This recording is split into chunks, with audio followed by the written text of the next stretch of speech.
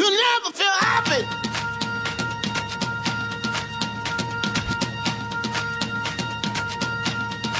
Never feel happy. No, you won't. Until you try. You never feel happy. Vivre avec le VIH, c'est maintenant l'émission d'une heure chaque semaine pour parler des questions qui comptent dans la vie des séropositifs et de ceux qui les aiment, mais aussi pour parler des santé sexuelle et des préventions. Au micro, Cristina Rosati, aujourd'hui pour vous proposer une émission spéciale SFLS, Société française de lutte contre le sida, rendez-vous annuel qui s'est déroulé du 16 au 18 novembre à Paris. Pour réagir à tout ce que vous entendez, vous pouvez nous contacter par téléphone au 01 40 40 90 25.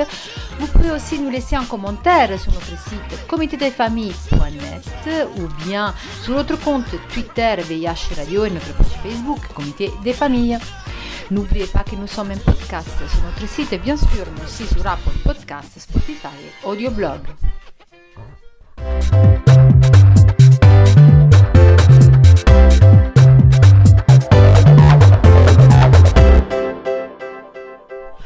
Aujourd'hui, nous vous proposons une émission spéciale SFLS, la Société française de lutte contre le sida. Ce rendez-vous annuel s'est déroulé le 16 et le 17 et le 18 novembre à Paris. Au cœur du congrès cette année, pour notre émission Vivre avec le VIH, nous avons sélectionné des interventions parmi les plus intéressantes et nous vous proposerons plusieurs interviews. De la médiation en santé au dépistage en Guyane, de la santé sexuelle des personnes en situation d'immigration à la santé mentale. Commençons par Amélie Verdier, directrice générale de l'Agence régionale de santé Île-de-France. En ouverture des congrès, elle questionne la salle sur comment relancer la lutte contre le VIH, sur comment savoir parler aux personnes en situation d'immigration et assurer les relais générationnels du système de santé. En aveugle là, sur ce qui s'est passé sur ces dernières années, puisque on estime à environ 10 000 personnes quand même le nombre de gens qui vivent avec la maladie sans le savoir. Et puis on estime aussi, c'est le dernier chiffre, qu'il y a à peu près 30% des personnes qui découvrent très tardivement leur maladie alors qu'on aurait pu le faire plus tôt. Et donc c'est évidemment le verre à moitié vide, après des résultats quand même très positifs qui ont été salués. D'une part, il va falloir voir ce qui se passe, avec une dynamique qui semble reprendre un peu du dépistage, et puis aussi se demander comment on doit toujours et encore et partout renouveler nos actions. Des actions collectives d'information, de prévention, de dépistage, d'accompagnement vers le soin, en s'adaptant en permanence en fait aux populations et dans les territoires dont on parle, et notamment pour la RS Île-de-France qui sont nos priorités, de se dire comment spécifiquement on parle aux populations migrantes qui arrivent avec en fait beaucoup d'autres problèmes, qui ne se préoccupent pas nécessairement d'abord de leur santé, qui ont pu être victimes y compris de violences sexuelles. Alors ça a été dit et je pense qu'on n'est pas là ce matin pour découvrir les modèles, au contraire, nous avons la chance là aussi en Île-de-France et c'est vrai qu'on a pu beaucoup les solliciter, mais éprouver leur solidité cet été avec le Monkeypox. On a la chance en Île-de-France d'avoir un réseau dynamique de CJ, de centres de santé sexuelle, qui sont acteurs, j'ose même dire militants, et c'est bien, très engagés, très réactifs, mais dont il faut, c'est notre posture institutionnelle aussi, entendre comment est-ce qu'on doit en permanence s'adapter, tout simplement, à ces nouveaux besoins. Alors, moi je voudrais ce matin pas nécessairement insister sur ce grand dynamisme qui est réel et qui existe, dire aussi, et ça rejoint des préoccupations qu'on a dans d'autres thématiques de santé, qu'il faut collectivement qu'on voit comment on prépare, je dirais, un relais de génération.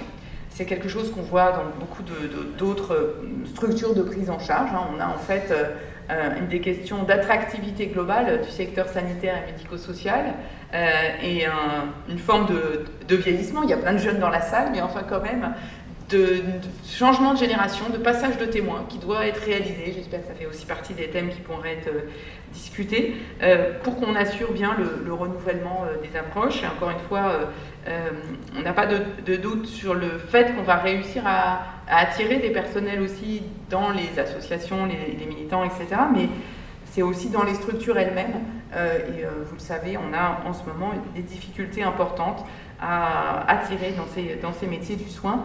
Vous faites aussi partie des compartiments qu'on regarde. Dans cette introduction et en ouverture, je voudrais quand même aussi insister sur les nouveautés. Alors je ne vais pas faire un panorama complet, je m'en excuse d'avance, mais je voudrais insister sur 3 éléments qui me semblent importants. D'abord, l'initiative désormais complètement effective, dite au labo sans ordo, donc capacité effectivement qui a été portée, je crois, au départ par Paris Sans Sida, n'est-ce pas, mais avec tous nos partenaires, l'ARS bien sûr, la CEPAM, l'URPS biologiste aussi, qui est une vraie réussite, je crois, et d'approches différentes et de symboles justement de comment est-ce qu'on écoute les propositions du terrain pour adapter nos pratiques. Deuxième nouveauté, alors je souris parce qu'en préparant on me dit l'ouverture prochaine. Non, je crois que le centre communautaire santé sexuelle du kiosque est déjà ouvert puisqu'il nous a même déjà encore une fois beaucoup aidé cet été dans la prise en charge de la variole du singe, mais c'est donc aussi renouvellement des approches justement sur ces gîtes, on va dire classiques, d'avoir cette approche communautaire intégrée large qui nous paraît très nécessaire dans le contexte actuel. Et puis évidemment, troisième élément que je voulais signaler, une disposition du PLFSS actuel, en cours de discussion, qui est la généralisation du dépistage des IST sans ordonnance, gratuitement et sans avance de frais pour les moins de 26 ans. Donc encore un nouvel élan, si je puis dire, pour les actions de dépistage. Donc c'est effectivement important en ouverture de ce congrès de se dire voilà, qu'est-ce qu'on veut faire, comment est-ce qu'on se projette, qu'est-ce que nous aussi on attend de vos travaux. Peut-être tout le monde ne le sait pas, on est à l'Agence régionale de santé en train de à la fois faire le bilan du précédent et surtout élaborer notre prochain projet régional de santé. Donc c'est la définition des grands axes stratégiques en santé de la région et surtout de comment on va les atteindre. De ce point de vue, on a à la fois des grands invariants. La lutte contre les inégalités d'accès en santé seront évidemment un des thèmes très importants. Et on essaye aussi quand même de renouveler les approches. Et ce qu'on va souhaiter faire, notamment dans cette phase, au-delà d'axes renouvelés à la fois populationnels, attention très forte à la petite enfance et à la périnatalité notamment, d'axes de politique de santé, ce sera la santé mentale, là aussi notamment, je ne vous fais pas le plan avant le plan, mais en tout cas voilà avec quoi on part nous, Agence régionale de santé. Et le troisième thématique qu'on voudrait porter, c'est aussi une implication plus forte des personnes. Donc c'est aussi des approches renouvelées de la prévention, des approches effectivement plus communautaires, plus participatives.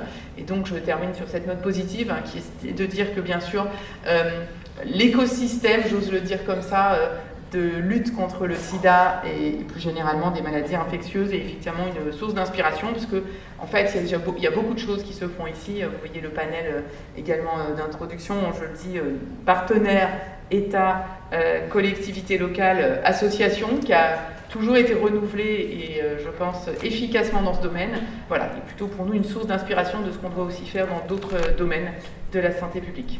Yazdan Pana, directeur de l'ARS Maladies infectieuses émergentes, trace un portrait du professeur Yves Mouton, décédé le 15 novembre 2021. Je pense qu'effectivement, maintenant, après 2 ans et demi, il est temps, même s'il y en a qui n'ont jamais lâché, de revenir à notre lutte contre le VIH aussi, et qu'effectivement, on a probablement un peu reculé pendant ces 2 ans et demi, et c'est important maintenant de reprendre la lutte qu'on n'a jamais cessé et tous ensemble pour cela. Et je pense qu'aussi pendant la Covid, finalement on s'est rapproché des décideurs et peut-être ça c'est un élément important dans la lutte et puisqu'il faut positiver pour l'avenir. Alors donc j'ai vu le professeur Yves Mouton pour la première fois en 1995. J'étais interne dans son service au 4e A, l'aile André Fourier à l'hôpital de Tourcoing. Il faisait la visite en général les mardis matins et il passait au moment des transmissions avec les infirmières vers 9h15, en général par la porte arrière sur la salle de détente des infirmières, et quand il arrivait tout changeait tout d'un coup. Et après il commençait la visite Et je pense que c'était la première visite que j'ai faite avec lui. Et je me rappelle un patient, chambre 400, un patient VIH avec de multiples infections opportunistes. C'était en 1995 et à l'époque on ne pouvait pas grand-chose, c'était avant les antirétroviraux. Ce patient souffrait terriblement, physiquement et moralement. Et en fait, Yves Mouton ne tolérait jamais la souffrance physique des patients. Il nous disait, vous avez des moyens à votre disposition pour diminuer la douleur des patients. Je n'admets pas que les patients souffrent dans mon service. Il est rentré dans la chambre de ce patient et lui a dit, je suis désolé, je n'ai pas le droit de vous prescrire une flingue. Je me rappellerai toujours, un jeune interne, arrivé dans ce service, et tout d'un coup, le chef de service sort ça, surpris, ému. Mais en fait, c'était probablement ce que ce patient attendait à ce moment précis. Il était soulagé pendant quelques jours. Yves Mouton était un personnage particulier et hors de commun. Il était né le 15 décembre 1940, d'origine lillois et terriblement, comme vous voyez avec le beffroi, terriblement attaché à cette ville et à la région. Il en a beaucoup voulu d'être parti. Il voulait être comédien, mais l'autorité parentale l'a guidé vers les études de médecine. Il était major d'internat en 1976 et il avait les CES de cardiologie, néphrologie et réanimation. Il était nommé prof de maladies infectieuses et tropicales en 1976, chef d'unité de réanimation à Tourcoing en 1976 et chef de service de maladies infectieuses en 1984. C'était un spécialiste reconnu dans le domaine de l'antibiothérapie, un grand visionnaire, militant, infatigable de lutte contre le VIH. Et c'est partie des gens qui a mis très vite en place la prise en charge plurielle des patients vivant avec le VIH. Alors, c'est une des raisons aussi aujourd'hui, parce qu'il est le premier président et le fondateur de ce que s'appelait à l'époque le FNCLS, avec Willy Rosenbaum. Tous les deux, ils ont créé ce qui est devenu maintenant le SFLS, qui est finalement un modèle de concentration entre soignants et associatifs. Et il était fondateur de la lettre d'infectiologue, entre autres. Il était avant tout un enseignant hors pair, remarquable. Alors, juste à titre d'anecdote, quand j'étais chef de clinique pendant la première année, c'est lui qui faisait cours. Moi, je regardais. Et la deuxième année, moi, je faisais cours. Lui regardait. Et quand je disais une connerie, c'était le pire des étudiants dans la salle qui se moquaient de moi pour que je progresse. Des générations d'étudiants à la faculté de médecine de Lille se souviennent de ses cours hors de commun sur les oreillons, la rougeole, le typhoïde. Et ses talents vraiment oratoires s'exprimaient aussi durant les réunions scientifiques où il était écouté et respecté. Vous allez, monsieur, terriblement nous manquer et merci pour tout, à titre personnel et pour notre communauté. Merci. France Lert, sociologue et présidente de Vers Paris sans sida, nous présente les relations sociales à travers la sexualité des migrants. Donc les rapports sociaux de sexe, ça existe depuis toujours et ça continuera à exister. C'est ce qui nous permet de constituer des identités sexuées masculines et féminines. C'est surtout de celles-là que je vais parler et ça façonne nos rôles de genre dans tous les domaines. Mais nous savons aussi que, tels qu'ils sont structurés, ils assignent des contraintes aux minorités sexuelles et les ont longtemps et encore, pour une grande part, marginalisées et occultées, voire punies dans un certain nombre de circonstances ou de pays. Mais tout cela, bien sûr, évolue dans l'histoire et dans les différents domaines de la vie sociale de façon différente, avec des temps d'accélération. Alors, je ne vais pas remonter au droit politique, mais qui nous amènerait très très loin, jusqu'à Olympe de Gouges, qui malheureusement n'a payé le prix. Mais aux années 70, parce que je vais y revenir tout à l'heure, avec la maîtrise par les femmes de la reproduction, et plus récemment, et je vais en reparler aussi actuellement, avec le mouvement MeToo qui est en train de probablement profondément bouleverser les rapports hommes-femmes. Mais nous savons aussi que les rapports de genre se conjuguent aux formes de domination sociale, de classe, d'origine et de couleur de peau pour détériorer les conditions d'existence et les droits dans les populations dominées économiquement ou dans les diasporas issues des pays anciennement colonisés. C'est ce qu'on appelle l'intersectionnalité, concept qui fait fantasmer beaucoup de gens comme une certaine menace sur notre universalité. Acteurs du VIH, associatifs, professionnels, chercheurs, nous sommes concernés parce que nous avons appris de longue date que le virus n'est pas seul à l'origine de la pandémie VIH, mais qu'elle est aussi configurée par les rapports sociaux, les rapports de pouvoir, bien sûr, et les rapports de sexe ou de genre. Alors, je vais prendre un exemple issu de... J'ai pris quelques exemples d'enquêtes françaises que vous connaissez bien. Je vais prendre l'exemple ici des actes discriminatoires attribués à la séropositivité au cours des 2 dernières années parmi les PVVIH. Et vous voyez ici en bleu les femmes qui sont plus exposées à la sérophobie, enfin, pas exposées, elles sont discriminées par sérophobie plus que les hommes, et en particulier les usagers de drogue continuent à l'être beaucoup, et les HSH plus que les autres hommes. Un autre exemple toujours tiré de cette étude sur les actes discriminatoires, ici toujours l'enquête VESPA, les femmes en bleu, les hommes en rouge, pour changer un petit peu, et c'est les discriminations pour tout motif dans les différents espaces sociaux. Et vous voyez qu'un des endroits dans lesquels les personnes sont les plus discriminées, en particulier les femmes, c'est les services de santé. C'est avoir été exposé à des refus de soins ou à un mauvais traitement ou à une inégalité de traitement, et aussi dans la famille et enfin dans l'emploi. Et on retrouve ici, comme pour la sérophobie, ici c'est tout motif confondu, la couleur de peau, l'homosexualité, etc. On retrouve ce même pattern finalement qui montre le caractère intersectionnel des discriminations. Alors, ces processus normatifs qui assignent aux femmes, qui mettent les femmes dans ces situations, elles écrasent ceux et celles qui dérogent à ces normes par leur être intime, les homosexuels, les lesbiennes, les personnes trans, et ces rapports, ils se manifestent dans tous les espaces de la vie privée.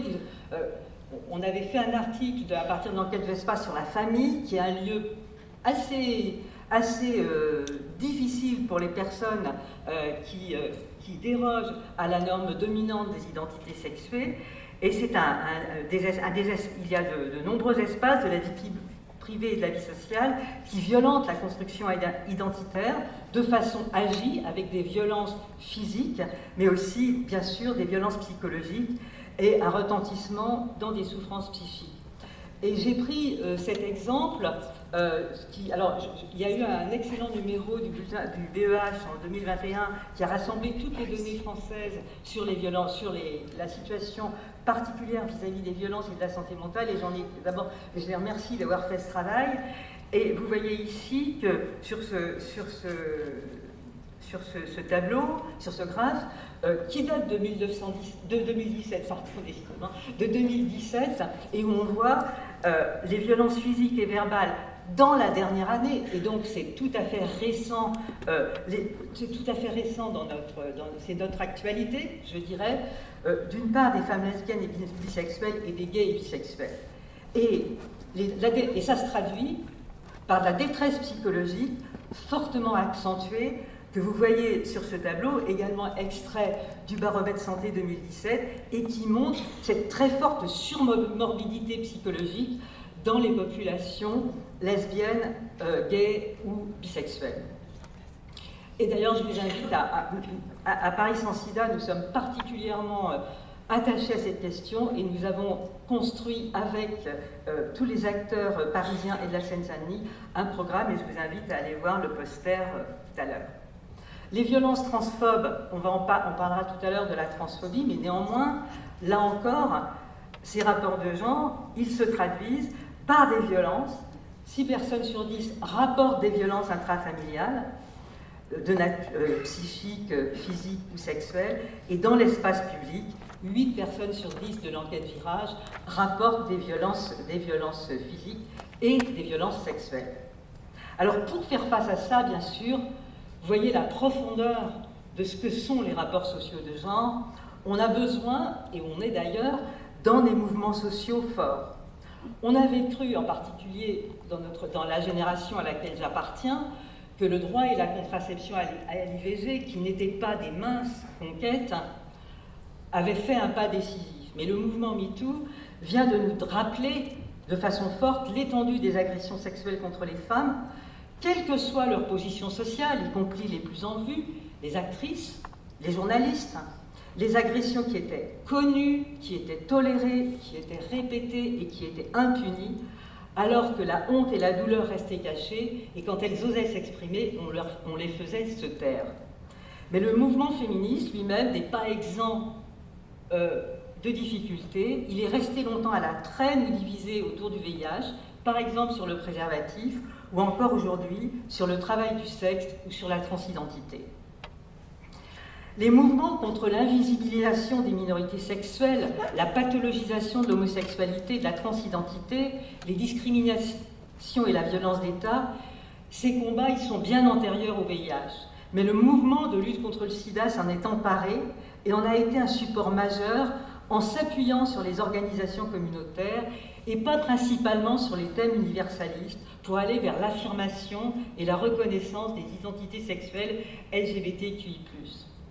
Mais dans de nombreux pays, la répression légale vient s'ajouter aux violences sociales ou l'inverse. Et même dans notre pays, le discours homo et transphobe se réactive à chaque occasion, à chaque avancée des droits.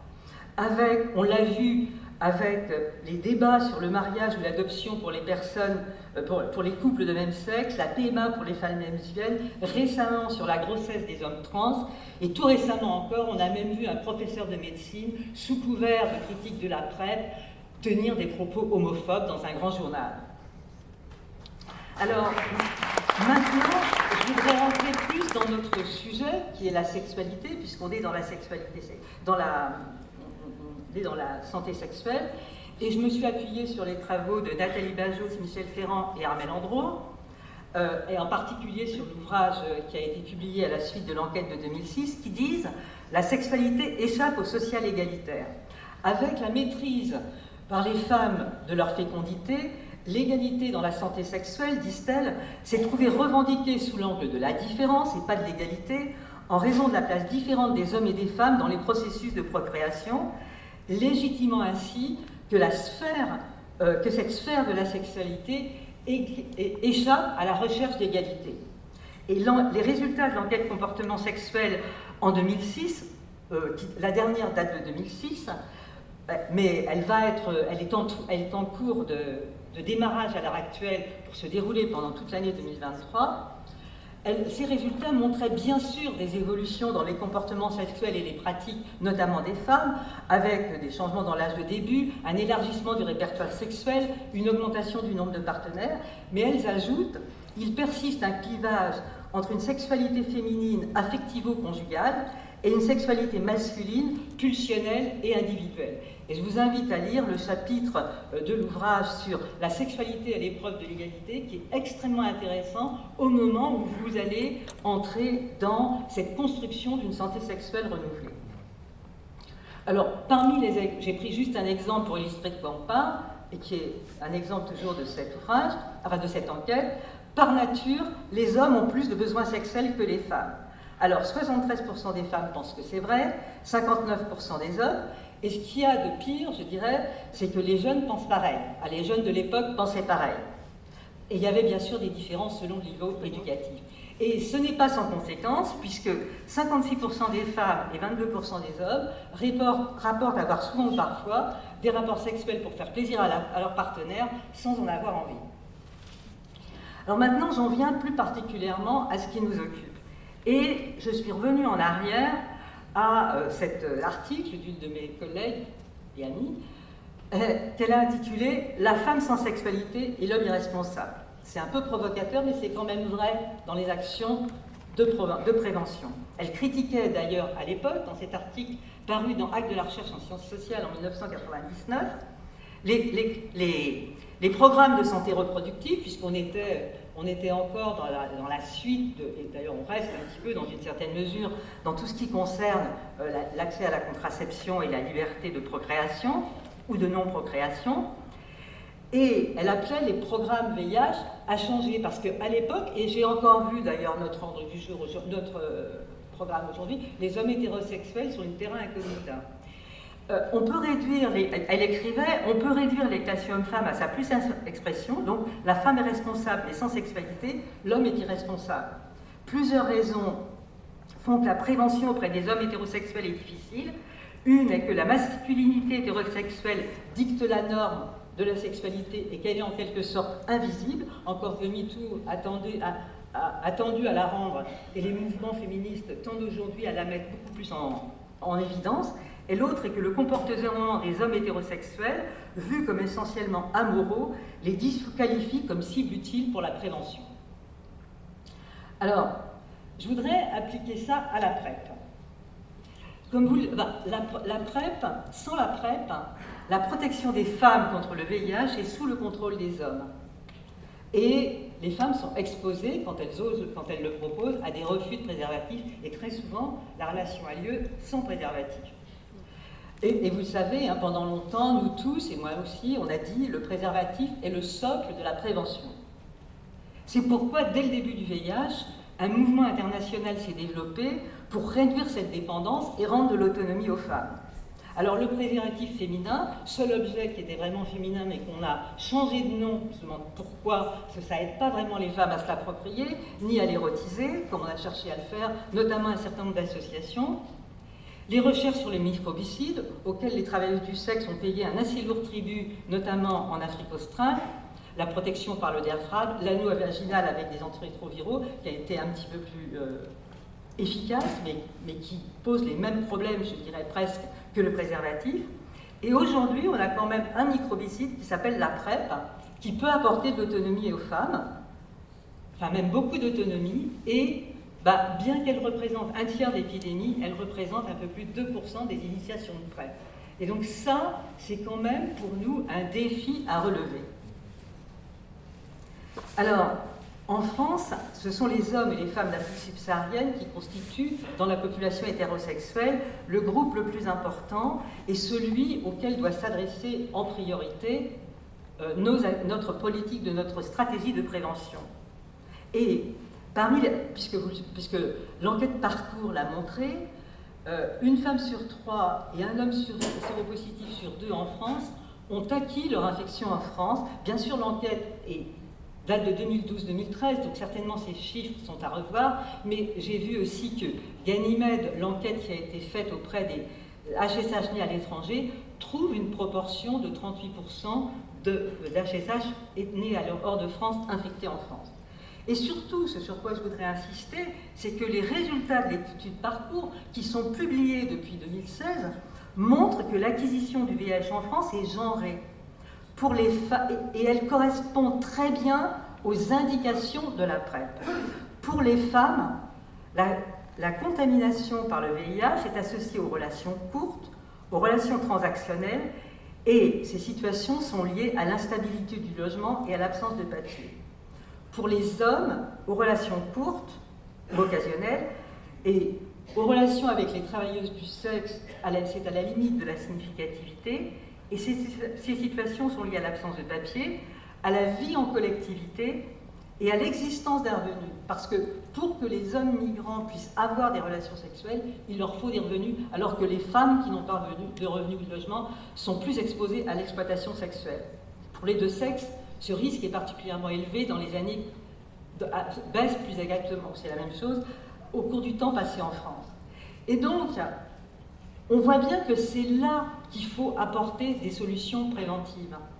Et je sais qu'actuellement, beaucoup d'acteurs, enfin je le sais en tout cas pour la région Île-de-France, cherchent à concevoir des programmes pour développer l'offre et la demande de PrEP pour les femmes.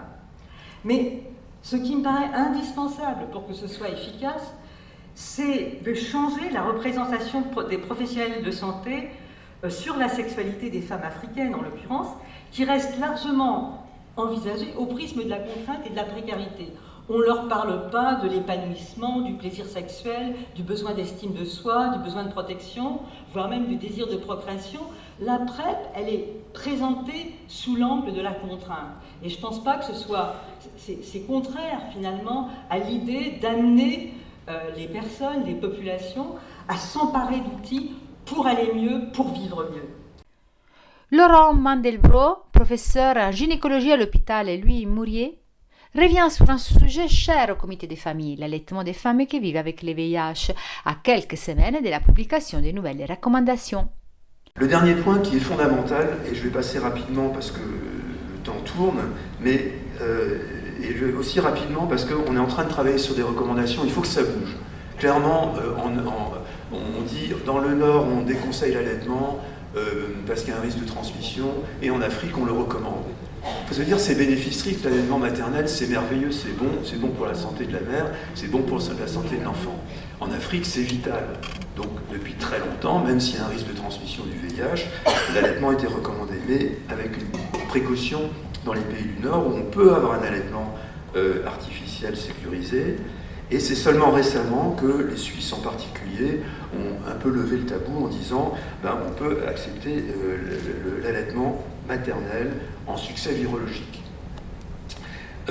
Pour l'instant, les autres pays ne se sont pas complètement alignés, mais on sait qu'on doit ouvrir à cet allaitement. Là où le bas blesse, c'est est-ce que U égale U, comme c'est le cas pour la transmission sexuelle ou la transmission mère-enfant pendant la grossesse, c'est pas prouvé. On va même se dire que les volumes de lait ingéré au cours d'un allaitement peuvent être importants, qu'il y a du virus quand même dans quelques cellules infectées, que les études africaines, il y a quand même quelques cas de transmission, même avec une charge virale indétectable. Il y a aussi des PrEP chez l'enfant. Et la question qui se pose aujourd'hui dans les pays du Nord, c'est est-ce que chez ces femmes qui ont une charge virale indétectable au long cours, on peut ouvrir sur l'allaitement? Certainement que oui, mais avec clairement des situations qui sont favorables, qui sont celles en succès virologique depuis la grossesse, et avec un très très bon suivi, et avec un monitorage. On fait des charges virales mensuelles pendant la grossesse, et si on a un allaitement maternel, il faut aussi surveiller la charge virale. On se pose la question, est-ce qu'il faut aussi rajouter une PrEP? Il y a un débat là-dessus. Ça s'est jamais fait jusqu'à présent, de faire à la fois la TASP chez la mère et la PrEP chez l'enfant. Et puis, chez des femmes qui sont en échec virologique et qui auraient envie d'allaiter, qu'est-ce qu'on fait? À part les déconseiller, c'est quand même la femme qui va décider. Donc en conclusion, ce que je pense qu'il faut retenir, c'est que ce sont des traitements qu'il faut personnaliser, qu'on est face à des grossesses à risque et que cette collaboration, toujours pluridisciplinaire, c'est un mot, mais c'est fondamental, et qu'on va bouger sur l'allaitement, ça veut dire beaucoup d'investissement, beaucoup d'attention, c'est très bien, c'est important, qu'il y a encore de la recherche à faire sur des nouvelles molécules, rien du tout sur les injectables, les grossesses, et j'espère qu'un jour, ce ne sera pas seulement les injectables, mais les implants, et qui pourront être réversibles. Et puis surtout, vraiment surtout, cesser d'exclure les femmes enceintes et les femmes susceptibles de l'être de toute la recherche sur les médicaments antirétroviraux. Il y a un nouveau cadre pour la recherche, c'est une discrimination de faire les recherches a posteriori alors qu'on va les faire a priori et avoir les meilleures stratégies pour nos patients. Françoise Fassi, vice-présidente de l'Union nationale prévention suicide, nous parle du VIH et santé mentale. L'Union nationale pour la prévention du suicide, qui a été créée il y a 25 ans environ, pour lutter contre le tabou qui existe encore autour du suicide, pour mieux informer la population, les groupes qui sont particulièrement exposés et les entourages. Parmi les groupes qui sont plus exposés, on peut parler des personnes qui vivent avec le VIH?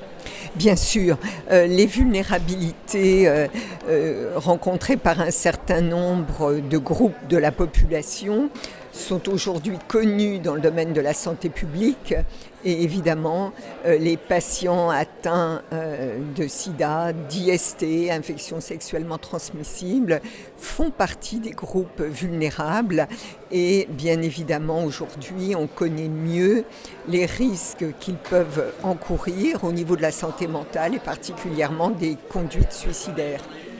Et du coup, vous vous occupez surtout d'actions de prévention, j'imagine, et de quel genre? Alors, nos actions de prévention sont d'abord collectives, voire maintenant avec des interventions de type individuel suivant les associations qui adhèrent à cette union.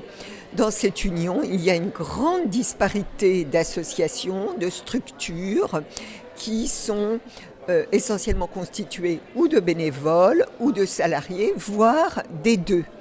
Et l'éducation à la santé, la prévention des risques de suicide, les prises en charge, les accompagnements font partie des actions qui sont proposées par tous nos adhérents de l'UNPS.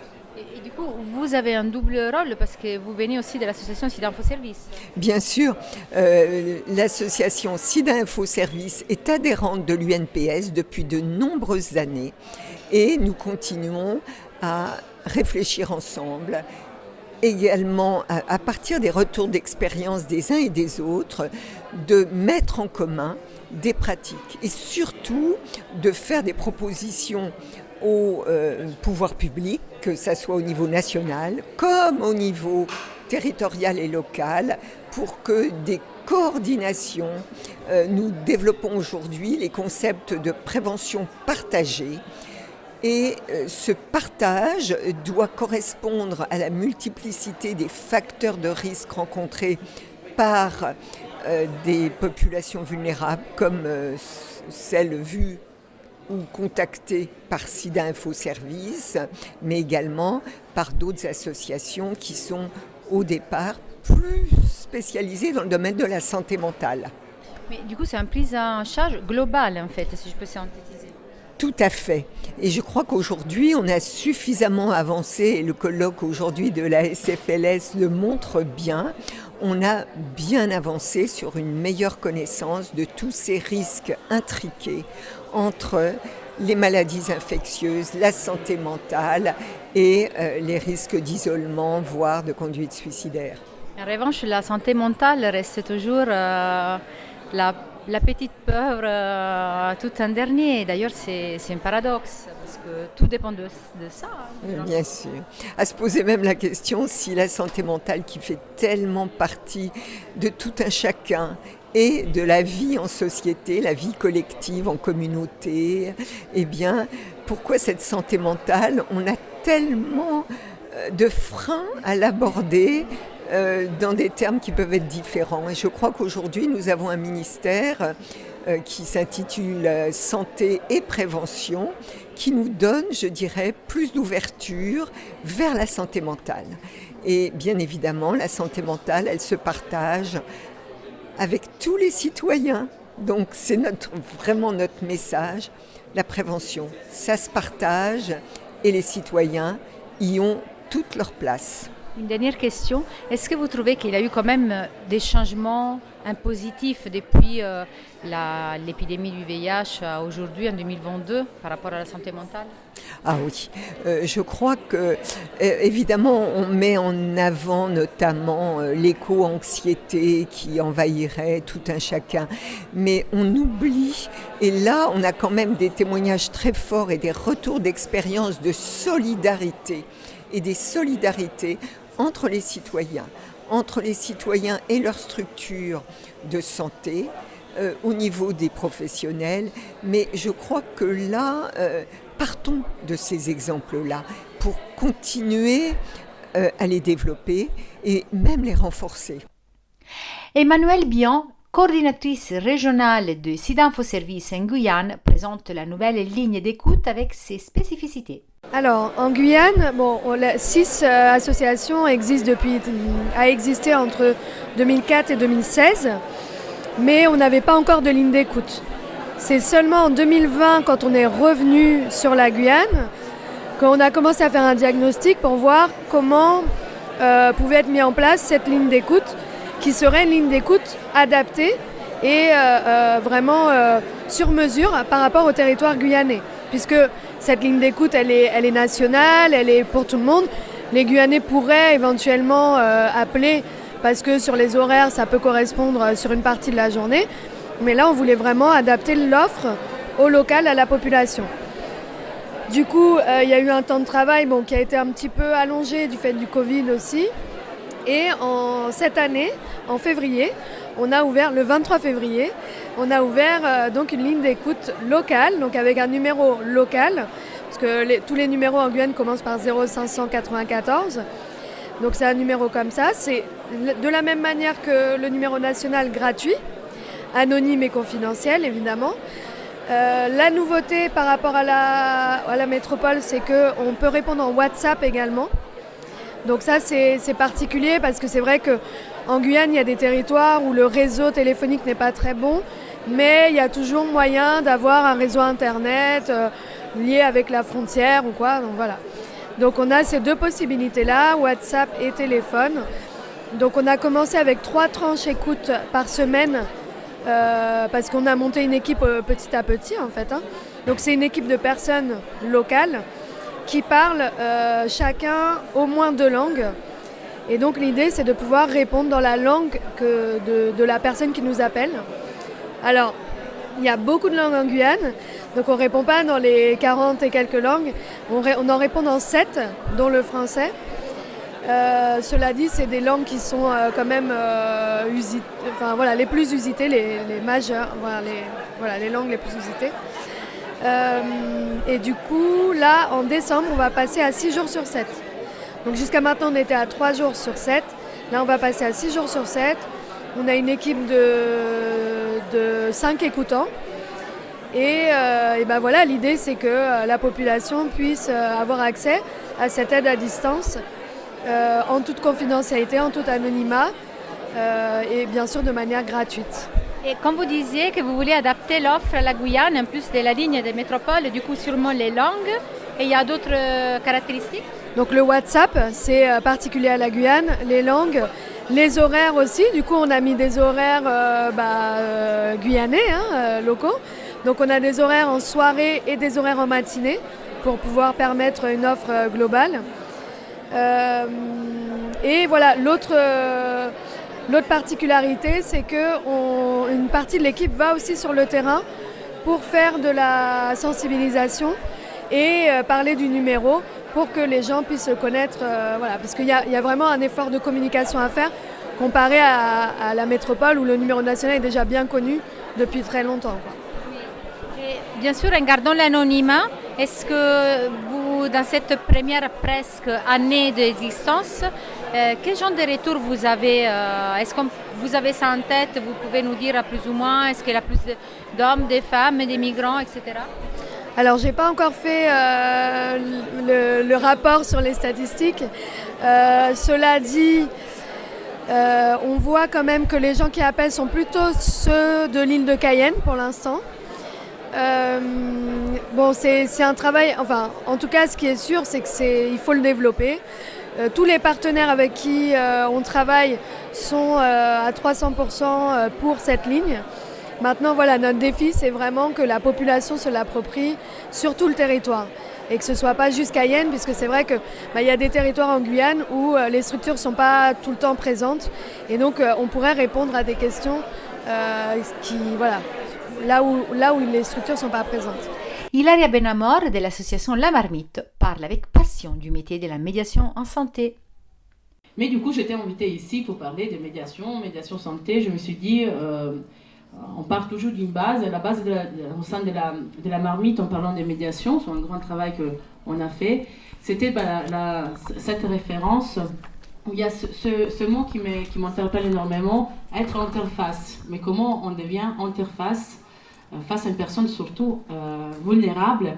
Comment on peut trouver une place en étant entre deux places? C'est là du soignante et c'est là de la personne concernée par une pathologie chronique, à l'occasion de le VIH. Et ce rôle aussi facilitateur vers les droits, où les droits, c'est pas que les droits de santé. Ça, c'est bien que ça résonne quand je dis la médiation, ce n'est pas que la médiation santé. Nous ne nous arrêtons pas nous-mêmes comme professionnels au cadre où santé égale AME. C'est beaucoup plus complexe. En favorisant, alors qui a de l'éducation thérapeutique, c'est l'autonomie, l'empowerment, tout ce qu'on peut de la personne qui est un adulte et qui n'est pas un enfant et qui a la capacité de plein de choses différentes. Aussi la définition de l'HAS, sous cette démarche d'aller vers, Florent nous en parlait, il y a de plus en plus de projets de terrain concrets, sous une démarche d'aller vers de la Marmite qui était déjà pour moi en principe, des équipes. On le faisait naturellement. Mais là, on arrive à faire de l'aller vers, même au-delà de nos locaux, grâce aussi au conseil départemental, et faire avec quoi? Pas mal de choses. En allant vers ce droit commun, donc l'accueil de jour au sein de la marmite, c'est un accueil de jour en conditionnel. Toute personne dans les droits communs ou pas, ils peuvent y accéder. Et dernière petite référence encadrante, après je vais aller avec mes idées, dans une démarche quand même de promotion de la santé. Alors c'est un niveau déjà un peu plus relevé que la prévention, et j'aime bien ces 3 lignes que je vais vous lire, même si vous savez lire très bien tout seul.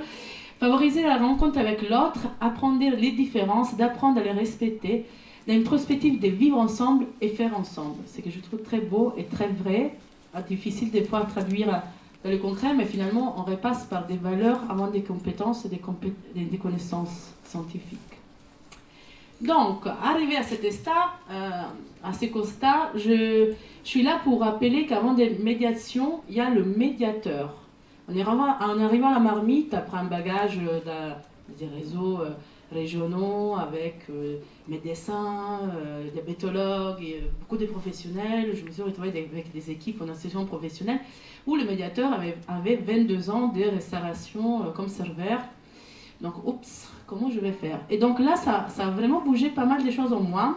Donc finalement, je suis passée de mettre le patient, fait devenir patient une personne, la personne au centre de l'accompagnement de soins. Et là, étant directrice, je me suis retrouvée avec mes équipes à faire un peu le même raisonnement, remettre le professionnel au centre de la pratique. Et je pense que on est sous une période un peu, je dirais un petit peu révolutionnaire, où on se rend compte qu'avant même d'aller vers le patient, vers l'action, vers le projet, il faut quand même prendre soin un instant de mettre la place du professionnel sur un métier qui n'est pas si évident, est plutôt nouveau, réglementé, où il commence à avoir des formations qualifiantes. On a du mal aussi à se référer par rapport à ce qu'on recherche.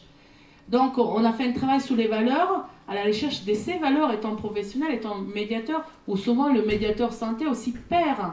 Et du coup, voilà, il y a une autre place qui se rajoute, qu'on valorise, qu'on exploite en quelque sorte, mais que du coup, il faut prendre soin. Et du coup, surtout en Seine-Saint-Denis, pour moi, ça représente une force, mais ça peut être aussi une grande fragilité pour la personne qui représente le professionnel. Des formations, je ne vois pas comment on ne peut pas passer par des formations. Je suis vraiment sur une démarche d'entretien professionnel qui renforce tout le projet de développement des compétences, le PDC. Qualifiante ou pas, au sein de la structure ou à l'extérieur pour toute l'équipe, sur l'analyse des pratiques, la surveillance individuelle, mais aussi des formations, et je pense qu'on en manque un petit peu aussi sur ce territoire, peut-être des formations un peu pas du tout formelles, mais qui puissent renforcer les connaissances et les compétences sur le VIH, avoir une accessibilité plus facile en disant j'ai un nouveau médiateur, là on est en cours de recrutement, même s'il est déjà formé, on va quand même remettre une petite touche sur les connaissances. Merci à beaucoup de structures, par exemple SIDA, le comité des familles, Bamasso, qui sont intervenus pour nous aider justement dans cette démarche de formation. Remettre au clair aussi les objectifs, parce que voilà, souvent dans la médiation, on a envie de faire plein de choses, on a de l'activité, on a de l'implication, on est militante, on a finalement aussi des connaissances, mais attention, on ne peut pas tout faire. On va remettre de la pertinence avec des objectifs en fonction du rôle qu'on a travaillé et des missions évidemment de la structure. Et du coup des partenariats. La Seine-Saint-Denis est riche de partenariats. Je pense que moi j'ai la chance de vivre à la Seine-Saint-Denis personnellement et professionnellement. Un territoire constamment en évolution. Il faudrait toujours faire plus, toujours mieux, mais où ça ne manque pas de ressources. Donc il faut savoir quoi chercher, comment les chercher, comment s'appuyer sur ce qu'on a. Donc, nos clés qu'on a envie de partager avec vous, avec une petite photo d'une petite partie de l'équipe, pas toute. La formation, donc des professionnels, mais aussi des bénéficiaires. On a parlé du conseil départemental, les ambassadeurs de la santé. On a un très très bon retour du fait que les bénéficiaires même ont envie de s'impliquer dans cette démarche de co-construction par une formation qui est ouverte par ailleurs aussi à des personnes qui ne sont pas des droits communs, je trouve hyper inclusive. Et qui du coup nous soutient aussi dans nos réflexions de terrain, qui nous permet aussi de voir la même connaissance d'un angle différent, et qui permet aussi de protéger par cette formation le professionnel Il y a plein de schémas qui se mettent en place au moment qu'on répète systématiquement la même action. Je parlais tout à l'heure de l'effet miroir qui est très souvent typique des professionnels travaillant sur ce département où on se reconnaît vite de la personne en face, surtout si on est étrangère, surtout si on ne considère pas la même méthodologie, surtout si on a connu déjà des personnes dans le même secteur, on les accompagnait, on a l'habitude de penser que voilà, c'est toujours la même chose, on travaille toujours de la même façon systémique. Le soutien, donc, qui ne doit pas manquer entre les équipes et les professionnels. La diversification, voilà, ça c'est aussi un sujet qui je trouve très passionnant. Des fois on parle des compétitions entre associations, est-ce que je sollicite tel, média tel, moi je suis pour le déclic. L'apprentissage passe par un déclic, et ce déclic on ne sait pas à quel moment se produit. On ne doit pas arrêter de parler, on peut se donner le droit de parler de la même thématique de manière différente. Mon accent fera que voilà, ça passera mieux par quelqu'un. Le visage d'une autre personne, l'outil utilisé d'une autre manière débloquera cette connaissance et fera la différence. Donc, diversifier les partenariats et les intervenants qui animent, en allant toujours vers une adaptation et la co-construction des pratiques et des actions. Concrètement, à la marmite, on revient chez nous. Comment ça s'est traduit, toutes ces belles choses. Donc, sous l'accueil du jour, je vais vous présenter vraiment les projets qui, pour moi, sont les projets où on va vers une médiation santé, où on y arrive de manière différente et c'est des choses très, très concrètes et encadrées.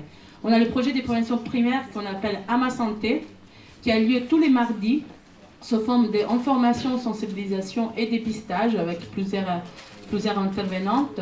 Alors, sous AMA Santé, ça va être là qu'on va comprendre comment faire de l'information, sensibilisation, dépistage du VIH, la faire de manière différente par différents partenaires, dans des résultats aussi différents des terrains.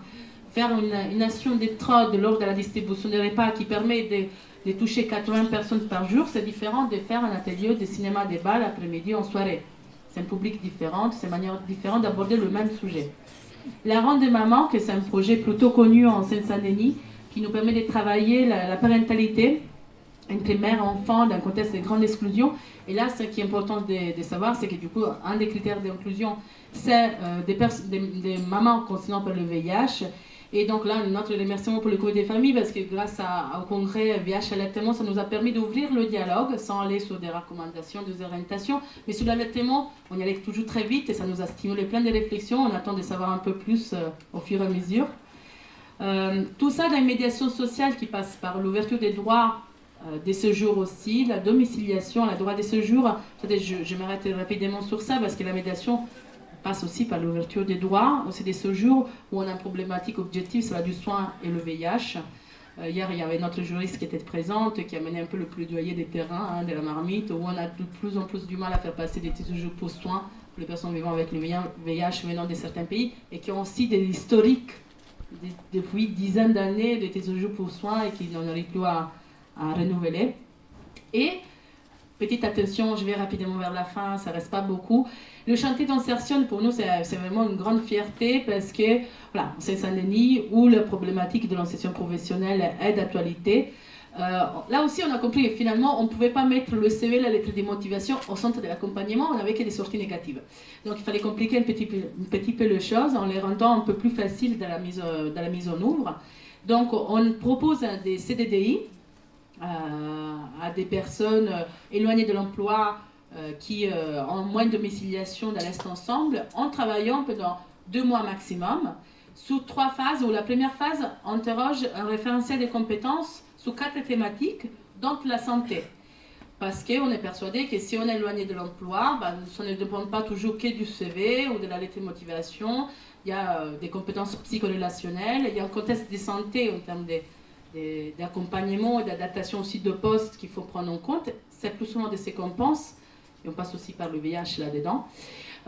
Les compétences, évidemment, tout ce que c'est les compétences techniques et des qualifications et l'accompagnement social. 4 thématiques qu'on développe sous forme de diagnostic, qualification et après, du coup, exploitation pour aller vers la recherche d'emploi. Finissons notre tour à l'SFLS avec Romain Paliche, infectiologue à la Pitié-Salpêtrière à Paris, qui présente les résultats très prometteurs sur les patients traités avec les antirétroviraux injectables. Je vais parler maintenant de la bithérapie un peu longuement injectable cabotegravir rilpivirine parce que ça a été un peu l'actualité de fait 2022 et je vais commencer par une étude qui s'appelle Atlas 2M qui est une étude qui a comparé l'efficacité virologique de cette bithérapie en administration intramusculaire tous les 2 mois, toutes les 8 semaines ou tous les mois, toutes les 4 semaines. Et je vous montre ici des résultats à S152. Donc S152, c'est 3 ans de traitement. C'est une observation très prolongée par rapport à ce qu'on observe habituellement dans les essais, parce que c'est des essais qui commencent maintenant à dater, donc on a l'avantage de pouvoir regarder ce qui se passe à long terme. Vous voyez que les taux de succès virologiques sont supérieurs à 80%, en fait avoisinent même les 90%, ce qui à 3 ans sont des résultats tout à fait satisfaisants. Alors il y a eu des échecs virologiques bien évidemment dans cet essai, il y en a eu 13, il y en a eu 11 dans le bras tous les 2 mois et 2 dans le bras tous les mois. En valeur absolue, et dit comme ça, ça paraît beaucoup plus dans le bras tous les 2 mois que dans le bras tous les mois. Sur le plan statistique, c'est pas significatif, et d'ailleurs c'est une des raisons pour lesquelles on propose aujourd'hui aux patients cette stratégie tous les 2 mois, et pas tous les mois, même si on peut le faire, mais en tout cas on a la possibilité de le faire tous les 2 mois. On peut noter qu'il y a eu 2 échecs virologiques après S96, c'est-à-dire très tardivement, donc c'est quelque chose qu'il faut garder en tête. Évidemment, c'est pas parce qu'un traitement fonctionne pendant 1 an qu'il va fonctionner toute la vie, donc il faut rester vigilant. Et vous le savez sans doute, le gros problème, ce qui nous embête avec les échecs virologiques sous cette stratégie, c'est la sanction virologique qu'il y a derrière. C'est-à-dire que dans les échecs virologiques, sous cabotegravir rilpivirine, Bocabriar et Cambis, il y a souvent l'émergence de résistance à la fois aux analogues non nucléosidiques de la transcriptase inverse et aux anti-intégrases, qui sont 2 classes majeures aujourd'hui, et donc qui vont impacter les stratégies qu'on va utiliser par la suite. Donc ça, c'est vraiment quelque chose qu'il faut garder en tête. En termes de tolérance, on est dans le cadre d'injections intramusculaires et l'événement indésirable le plus fréquemment rapporté, ce sont les réactions au point d'injection, au site d'injection, qui sont très fréquents. Entre 60 et 80% des participants rapportent ces effets indésirables, mais dans l'immense majorité des cas, ce sont des effets qui sont légers ou modérés, qui ne sont pas graves. La durée médiane de ces symptômes, comme les douleurs, le gonflement ou la rougeur au point d'injection, c'est 3 jours. Et ça occasionne, dans les essais, 2 à 3% d'arrêt du traitement. Donc au total, ces essais sont quand même très rassurants. Il y en avait eu d'autres avant, il y avait eu Flair, il y avait Atlas aussi. D'ailleurs, Atlas 2M est un peu la suite de ça. On a une stratégie qui virologiquement est efficace et très satisfaisante. On a une bonne tolérance d'expérience clinique, et j'imagine que vous l'avez aussi. Les patients à qui on propose ce traitement sont en général très satisfaits. Et d'ailleurs, il y a aussi, je n'ai pas eu le temps de le montrer ici, mais il y a des études maintenant, des cohortes de vie réelle qui montrent que l'initiation de cette stratégie repose avant tout sur la demande du patient, et c'est vrai que c'est aussi ce qu'on observe un peu, en tout cas moi ce que j'ai pu observer, des patients qui me demandaient explicitement vraiment de pouvoir bénéficier de ce traitement. Et donc ça fait partie des options thérapeutiques qu'on a aujourd'hui à disposition en France, avec des difficultés d'organisation logistique dans nos hôpitaux que vous connaissez bien.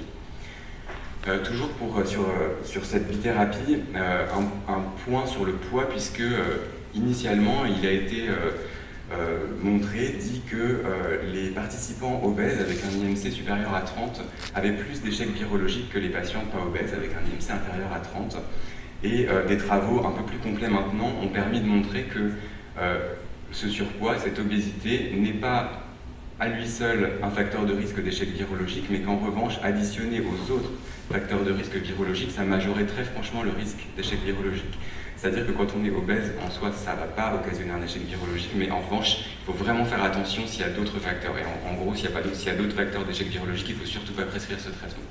Les 2 facteurs de risque d'échec virologique majeurs de cette bithérapie, c'est le fait d'avoir de la résistance aux non-nucléosidiques, à la rilpivirine, et le fait d'avoir un sous-type viral à A1 ou A6, raison pour laquelle il est indispensable d'analyser le dossier virologique, thérapeutique, l'histoire du patient avant de prescrire ce traitement de manière exhaustive, de manière détaillée, avec nos collègues virologues. C'est vraiment primordial, car quasiment tous les échecs qu'on voit, c'est du fait de cette résistance du passé.